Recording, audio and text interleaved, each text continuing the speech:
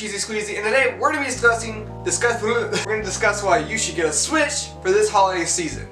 And before you consider getting a Switch, you kind of need to know what a Switch is. If you have a kid that's asking for a Switch, or if you want to Switch yourself, then we're first going to discuss what this system actually is. It's a portable and home console hybrid. The screen is just like a tablet connected with two controllers called Joy-Cons.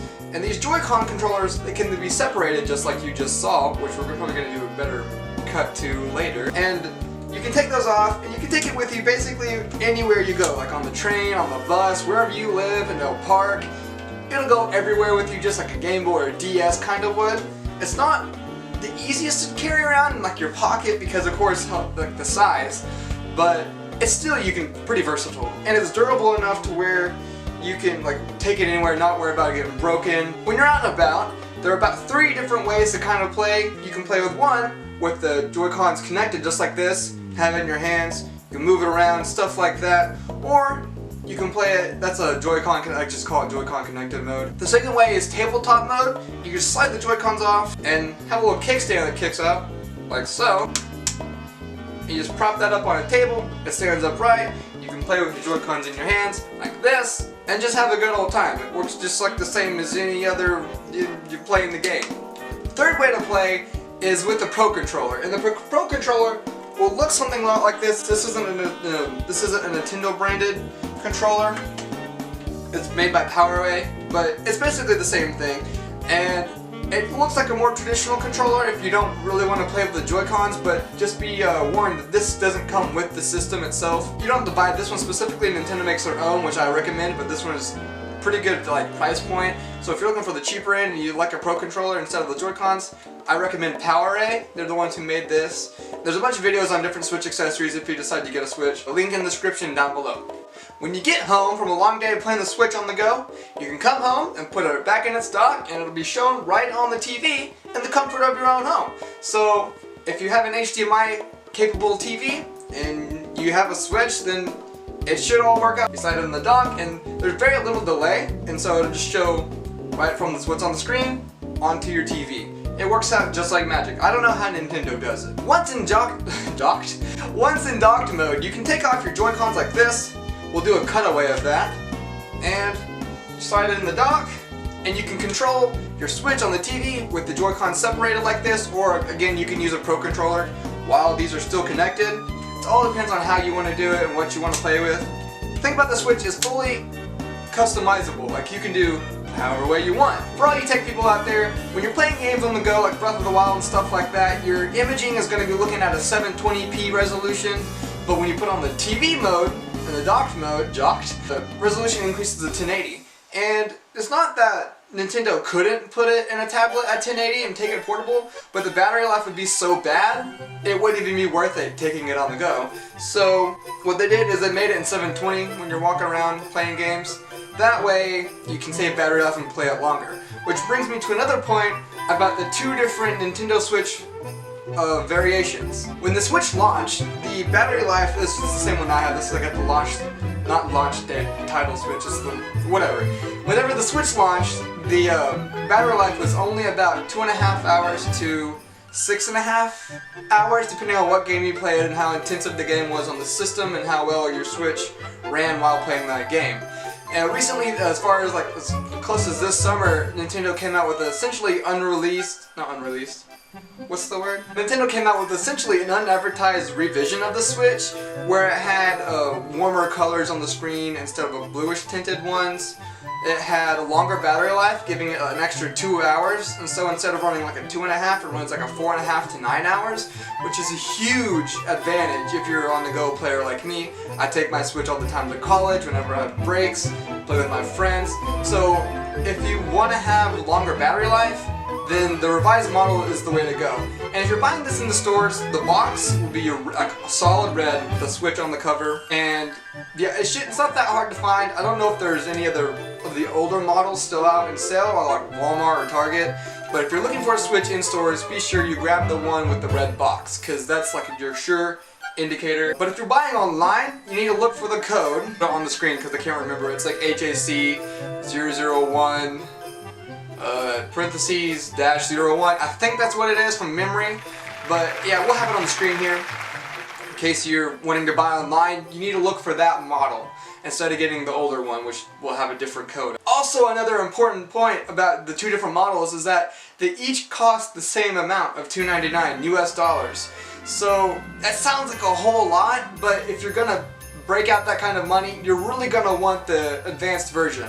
And if I knew they were gonna come up with a better version, then I would have just probably would have waited, but I probably would have been more cautious and be like, okay, I'm just gonna trade this one in whenever the new one comes in. So if you're ready to get a Switch, then please get the newer model. It's totally worth it. Now, the next big question. Do you need online to play the Nintendo Switch?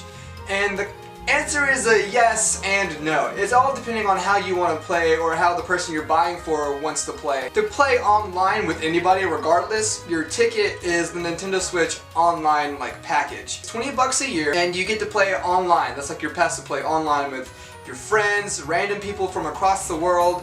And it also comes with bundled NES games as like a library. They used to be adding to that every month, but they kind of stopped right now. But that also released Super Nintendo games, which is a growing library that's soon to come. And so those are all free with the membership. So if you pay for a year or if you pay for 3 months, you get all of those games. It depends on what package you want to do. They have different bundles set up online. But you get a bunch of free games and it's free access to play online, which originally used to be free, but Nintendo's got to make that money, you know. Also be aware that some games might require like the biggest feature for online. Games like Splatoon, Tetris 99, but those two big games, Tetris and Splatoon 2, the biggest part of the game is playing online with other people from around the world. And if you don't have internet, then you're going to be limited to those games, but not all games require internet, like Mario Odyssey, Breath of the Wild,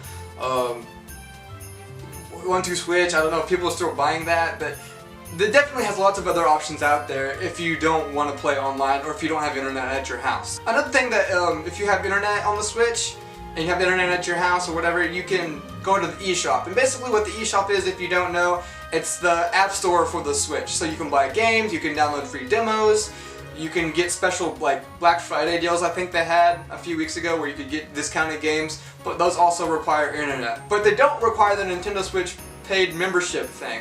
So if you don't pay Nintendo $20 a year, you can still access those services like the eShop and stuff like that. That's all free. You just have to have internet. So if you wanted to go to like Starbucks or something and buy a game online, then you can go ahead and do that and download it. That's basically the big thing about online. The main big point of this video is don't be fooled by the Switch Lite. Now, I don't have a Switch Lite because I personally don't think they're what I like to game with. I'd like to game with the Switch. And so for those of you who don't know, the Switch Lite is sort of like a brother system to the Switch, or a sister system, however you want to say that. But it's basically like, think with okay, I'll show you right here. Picture the Game Boy Advance, sort of like the Switch Lite version of the Switch. It kind of has the same like rectangular layout just like the Switch, but it's all connected. Like the first big thing you need to notice about the Switch Lite is that the Joy-Cons don't come off the side. But on the Switch Lite, it's all connected. There's no separate detachable controllers from the Switch itself. It's kind of a hindrance if you want to take it with you and play games with say like 2 people. You're going to have to bring a separate pair of Joy-Cons or even another Pro controller. If you're looking to play games on the go with your friends, Switch Lite may not be the route you want to go, or may not be the route the person you want to buy for wants to do. Secondly, it doesn't connect to the TV. While it may look and feel sort of like a normal Switch, and it has the same port at the bottom which slides into the dock, it doesn't exactly fit. Kenson is another YouTuber I watch, and he really loves the Switch, just like we do at Cheesy Squeezy, and he tried to cram his Switch Lite into the Switch dock, and it doesn't work. The dimensions of the Switch Lite are just so small, the joysticks get hung on the side of the dock and won't fit right in, just like a normal Switch would. So the screen itself is smaller, as well as the Joy-Cons and stuff like, not Joy-Cons, as well as like the end things. It's all just smaller, and it weighs less, and so hence the name like Switch Lite. If you have larger hands, I don't have a Switch Lite, nor do I have specifically large hands, but I've heard that, well, there's been many cases that people's hands have started to hurt after a long time usage.